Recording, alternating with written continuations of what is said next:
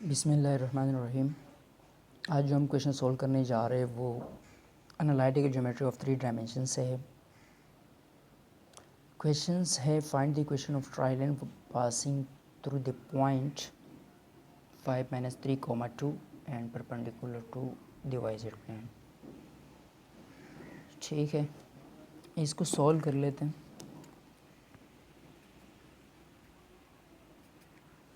पहले क्वेश्चन को समझ लो। क्वेश्चन में क्या कह रही है, आपसे कह रहे हैं कि स्ट्राइट लाइन की इक्वेशन फाइंड करनी है जो कि इस पॉइंट से पास हो रही है। ये वाली स्ट्राइट लाइन की इक्वेशन फाइंड करनी है जो मैंने रेड से बनाई है। ठीक है, और ये XYZ प्लेन है और परपेंडिकुलर है YZ प्लेन के, यानी Y और Z प्लेन के परपेंडिकुलर ये लाइन है। ये जो रेड लाइन वाली रेड पेन से मैंने ड्रॉ की है ये परपेंडिकुलर के Y के और Z के। तो ठीक है, यहाँ से नोट करें ये परपेंडिकुलर है YZ के लेकिन पैरेलल है X के, क्योंकि यहाँ से देखें ये रेड लाइन है, ये वाली रेड लाइन पास हो रही है इस पॉइंट से और इसके बाद ये ओरिजिन है, ये X है, X एक्सिस, ये Y एक्सिस और ये Z एक्सिस। ठीक है, ये X एक्सिस के पैरेलल है और Y के परपेंडिकुलर है 90 है और यहाँ भी 90 है और यहाँ 0 है क्योंकि पैरेलल है। ठीक है, Y के। ठीक है, हम इसको कैसे सोल्व कर सकते हैं देख लेते हैं इसको। जो लाइन रिक्वायर्ड है वो हमारे पास है, the required line is x - x0 divide by L, y - y0 divide by M, z - z0 divide by N। Rough work देके x0 y0 z0 हमारे पास गिवन है वो है 5 - 3 5, -3, 2 L M N रेशो है जो हमें गिवन नहीं है, इसके फाइंड करना है। जब इसको फाइंड करेंगे इस इक्वेशन में पुट करेंगे तो हमारे पास इक्वेशन निकल जाएगी। ठीक है, लेकिन यहाँ से सुने, since the line is perpendicular to YZ plane, जो कि गिवन कंडीशन है क्वेश्चन में, परपेंडिकुलर टू YZ प्लेन। तो ये बात क्लियर हो गई कि जब ये YZ के परपेंडिकुलर है तो it is parallel to X axis. Clear, जब ये पैरेलल है तो इसका मतलब क्या हुआ कि L बराबर होता है कोस अल्फ़ा, M बराबर होता है कोस बीटा एंड N बराबर होता है कोस गेमा। अल्फ़ा क्या हुआ, S के साथ जो एंगल बना रहे हैं वो 0 है तो अल्फ़ा 0 डिग्री, बीटा 90 डिग्री क्योंकि Y के साथ परपेंडिकुलर है और गेमा Z 90 डिग्री Z के साथ परपेंडिकुलर है। क्लियर, अब हम क्या करने वाले, एल एम को निकाल देते हैं।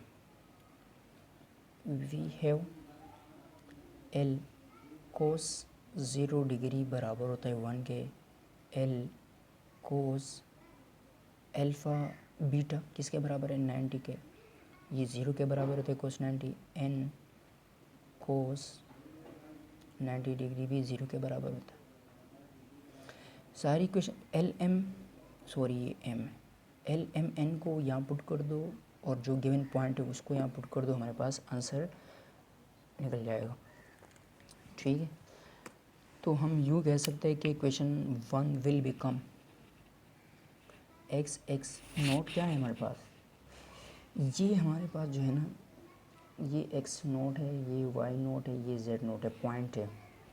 ठीक है, ये हो जाएगा 5, l क्या है हमारे पास, l ये रहा 1, y -+3 0, z -2 0।